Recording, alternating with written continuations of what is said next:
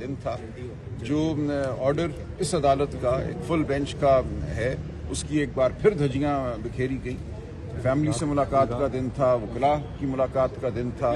یہ عدالت میں طے ہو چکا تھا سب کی رضامندی سے کہ نام دیے جائیں گے، 6 نام وکلاء کے میں دوں گا۔ فیملی کا تو پتہ ہی ہے، 3 بہنیں ہیں، ایک ان کے بھانجے ہیں، وہ آتے ہیں ملنے۔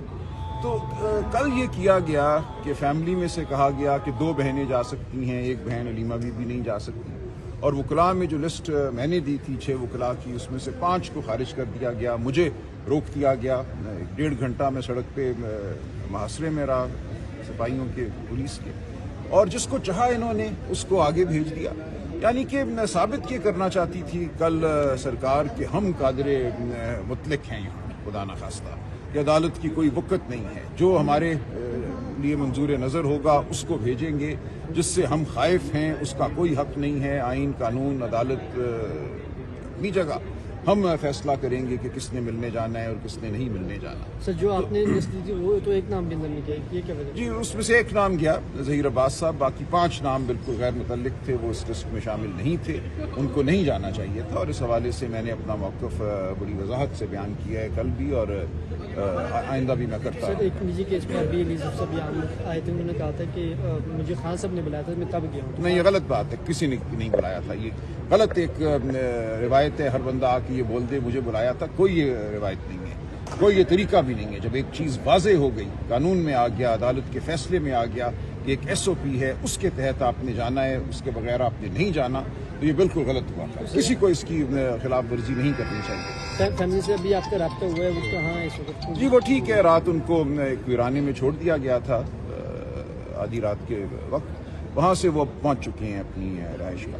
شکریہ سر، یہ بتائے گا، آپ نے کہا کہ جو منظور نظر لوگ ہیں کل ان کی ملاقات کروائے گی، بے شک وہ کی ملاقات ہوئی تھی، کیا وہ بھی حکومت کے؟ لیکن ظاہر ہے میں منظور نظر نہیں ہوں نا، اس کا تو یہی مطلب ہوا نا کہ کچھ لوگ کم ان کو یہ کہہ لیجئے ناپسندیدہ ہیں، کچھ زیادہ ناپسندیدہ ہیں، یا کچھ منظور نظر ہیں، کچھ منظور نظر نہیں ہیں، تو میں نے اس کا سخت نوٹس لیا ہے، اور یہ بات آئندہ نہیں ہونی چاہیے۔ ہماری پارٹی کا کوئی شخص جو ہے اس قاعدے کی خلاف ورزی نہیں کرے گا۔ نام دے دیے جائیں گے۔ لوگ لاہور سے آئے تھے، 2 صدور آئے تھے، صدر لاہور ہائی کورٹ بار، صدر ڈسٹرکٹ بار لاہور، وہ کھڑے رہے، بہنیں زمین پہ بیٹھی ہوئی تھی، مجھے حصار میں لیا ہوا تھا سپاہیوں نے، اور 5 لوگ گندناتے ہوئے اندر چلے گئے۔